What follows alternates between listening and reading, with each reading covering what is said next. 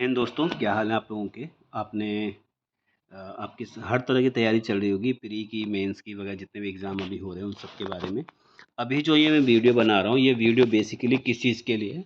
ये वीडियो बनाया जा रहा है आपके पॉलिटिकल साइंस में लेक्चरर का जो पद है, लेक्चरर के जो फॉर्म आने वाले हैं उसके लिए पॉलिटिकल साइंस की तैयारी कैसे करें।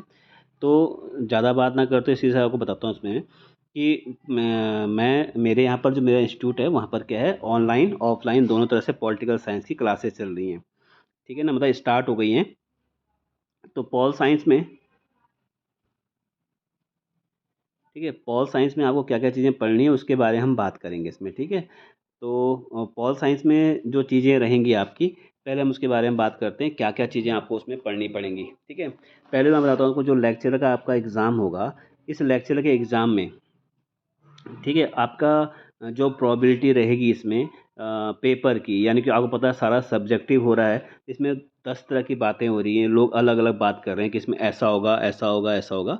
लेकिन जो बेसिक जो प्रोबेबिलिटी है इसमें होने की, पहली प्रोबेबिलिटी इसमें ये क्या है कि 200 नंबर का पेपर हो सकता है। ठीक है ना, जिसमें क्या 100% यानी 200 नंबर का केवल सब्जेक्ट आए इसमें। ठीक है, ऐसा भी हो सकता है।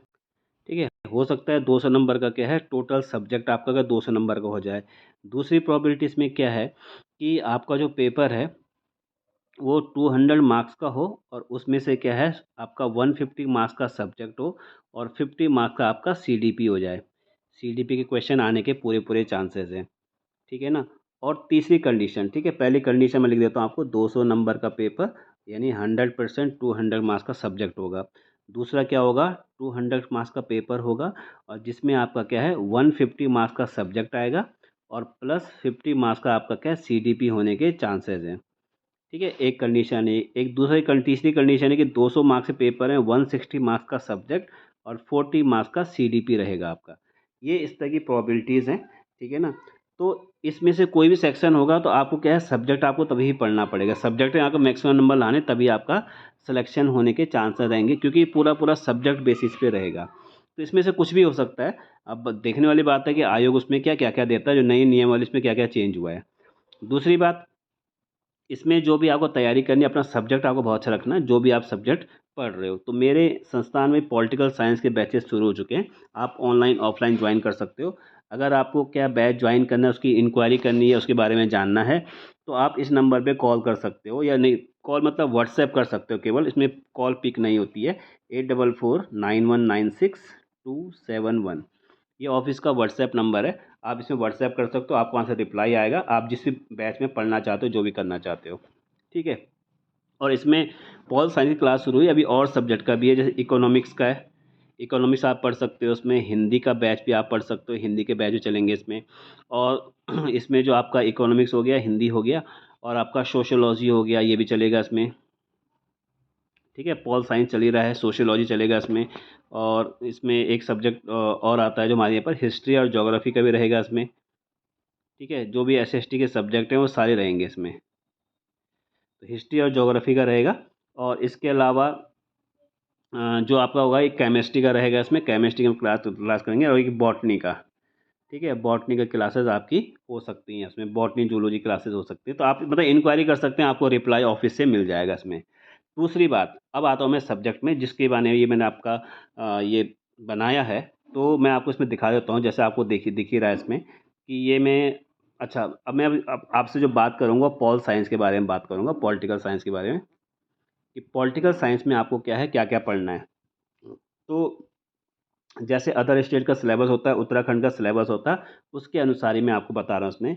पॉल साइंस में जो आपको पहली चीज़ पढ़नी है पॉलिटिकल साइंस में, आपको सबसे पहले क्या है, वर्ल्ड के जो थिंकर्स हैं पॉल साइंस के, वो तो आपको पढ़ना ही पढ़ना है, इस बारे में सभी लोग जानते हैं।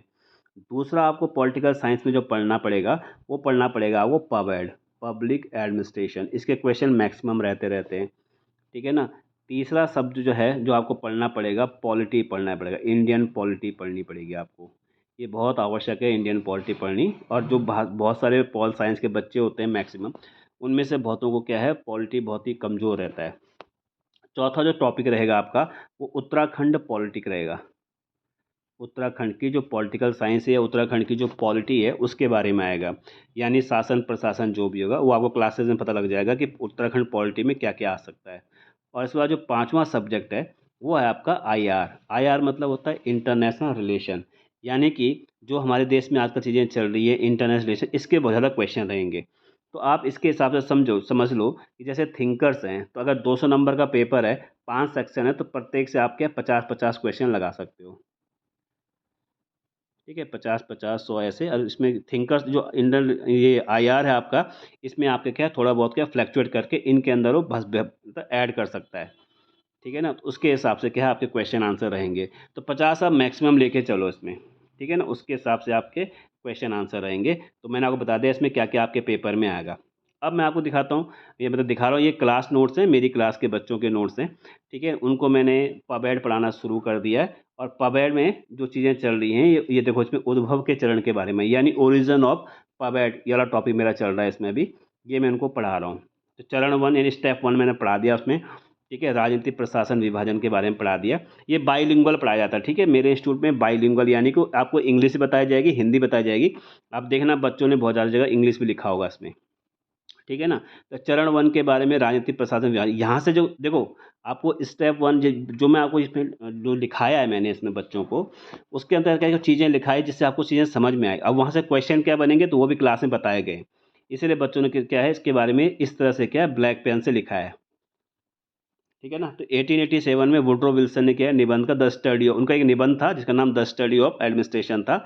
यहाँ से प्रारंभ हुआ था, जिसमें लोक प्रशासन को एक पृथक स्वतंत्र और व्यवस्थित अध्ययन के रूप में बताया गया है। ठीक है ना, तो कहने मतलब इससे पहले मैंने 2 दिन तक बच्चों को इंट्रोडक्शन दिया है इसके बारे में कि पबैड मतलब जो आपका पबैड है पॉलिटिकल साइंस, उसमें क्या क्या पढ़ना है, कैसे कैसे पढ़ना है, और उसके बाद इसमें आगे बढ़ें।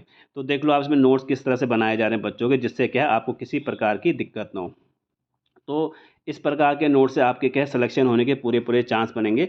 अभी से आप पढ़ना शुरू कर दोगे सिलेक्शन हो जाएगा। विल्सन ने क्या बात कही है, किसी चीज़ के विचलन के विचार की प्रस्तुति, फ्रैंक गुडनो ने 1900 उस पुस्तकों के पॉलिटिक्स एंड एडमिनिस्ट्रेशन से उसको आगे बढ़ाया था। तो ये सारी बातें आपको क्या मिलेंगी आराम से इसमें देखने को मिलेंगी। कि गुडनो को father of American public administration कहा जाता है। ठीक है, introduction to the study of public administration, ये एल डी वाइट की बुक है। तो ये डायरेक्ट क्वेश्चन पेपर में आपके आए हैं। चरण 2 स्टेप 2 शुरू हो गया, प्रशासन के सिद्धांत। ठीक है, प्रशासन सिद्धांत क्यों लाए गए, उनके बारे में क्यों बात की गई, डब्ल्यू विलोबी ने इसके बारे में क्या कहा है। Principle and public administration book किसने लिखी है, डब्ल्यू एफ विलोबी ने लिखी है। तो ये सारी बातें आपको मिलेंगी। अब देखो ये वाला जो पेपर है, ये वाला सेक्शन, ये सेक्शन पेपर में आता है हमेशा। इंडस्ट्रियल एंड जर्नल मैनेजमेंट की थ्योरी किसने दी, तो हेनरी फ्योल का नाम आता है। क्रिएटिव एक्सपीरियंस एमपी फॉलेट ने दिया था। ऑनवर्ड इंडस्ट्री मूनी एंड रेले की क्या पॉलिसी है, मतलब उसने अपना पेपर छापा था इसमें। Paper on science and administration, science of administration, Luther Gulick का उर्विक का है। ठीक है ना, प्रिंसिपल ऑफ ऑर्गेनाइजेशन किसने की, मूनी एंड रेले 1939। तो यहाँ पर ईयर भी लिखाया गया जिससे कि आपको क्लियर हो जाए। तो ये क्या है, मैच द फॉलोइंग क्वेश्चन हो गए। तो यहाँ पर आपके क्या एक क्वेश्चन भी सॉल्व हो गए। ठीक है, मोहित भट्टाचार्य का स्टेटमेंट है। फिर तीसरा जो चरण है चुनौती का युग है। ठीक है ना, इस तरह से, तो इस तरह से आपको क्या है ये सब चीज़ें पढ़ाई जाएंगी इसमें, जिससे कि आपके सारे कॉन्सेप्ट क्लियर हो। और जो जो आपका थर्ड स्टेप, उसमें देखो the function of the executive किसने दिया था, सी चेस्टर बर्नार्ड ने दिया था। एलिमेंट ऑफ पब्लिक एडमिनिस्ट्रेशन किसने दिया था, एफ एम मार्क्स ने दिया था। The proverbs of administration Herbert Simon ने कहा था। तो हर्बर्ट साइमन ने क्या प्रोवर्ब्स कहा था, प्रोवर्ब्स को हिंदी मतलब होता है कथा कहावतें। ठीक है ना, तो उनको कहावतें एक प्रकार से प्रोवर्ब्स ही होती हैं, या फिर उनको क्या है इडियम फ्रेजेस भी कहते हैं। तो हर्बर्ट साइमन हमेशा से पेपर में इंपॉर्टेंट रहता है। एडमिनिस्ट्रेटिव बिहेवियर हर्बर्ट साइमन का है। तो जो हमारी 2 स्टेप थे उनको आगे जाके हर्बर्ट साइमन क्या करेगा, उनको अपोज करेगा। तो आपको क्या ये पढ़ के समझ में आएगा कि हर्बर्ट साइमन ने किन किन चीज़ों को अपोज किया था। तो कहने मतलब है नोट्स आपको इस तरह से लिखाया जाए जिससे आपको क्या है बहुत लेंथी ना हो, और आपको क्या है ईजिली समझ में आएगा एक्चुअली हम चीज़ें पढ़ के आ रहे हैं। ठीक है, तो उम्मीद है आपको ये समझ में आ गया हो। इस तरह से क्या है नोट्स बनाए जा रहे हैं बच्चों के, तो आप इन नोट्स आप समझ सकते हो किस हिसाब से पढ़ाया जा रहा है। ठीक है ना, तो आपको अगर ज्वाइन करना, मैंने आपको नंबर दिया है, उस नंबर पे आप क्या है व्हाट्सएप कर सकते हो। बाकी से आगे अगले वीडियो में, तब तक के लिए जय हिंद, जय भारत, जय उत्तराखंड।